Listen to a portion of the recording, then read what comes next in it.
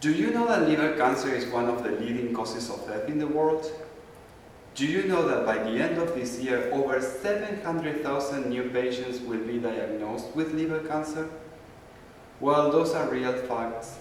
But let me tell you something else.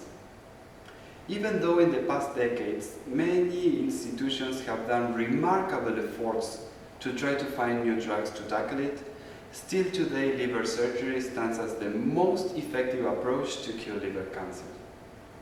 Unfortunately, within 1 to 5 years after primary liver resections, many patients will go back to the doctor suffering from tumor recurrence. And in many of those cases, multiple liver resections might be very useful. However, many patients cannot undergo more than 2 liver resections due to other diseases that could complicate the potential of regeneration of the liver.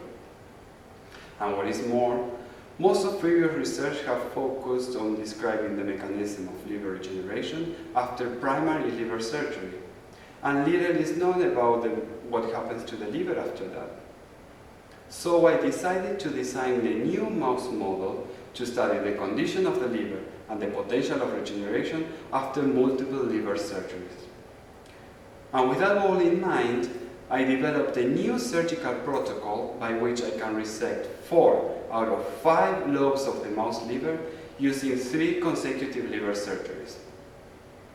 As expected, in the first trial, many mice did not survive, but I knew that the co-administration of sugars could potentially overcome the negative effects of liver damage.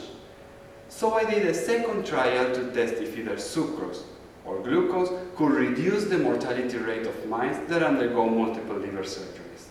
And voila!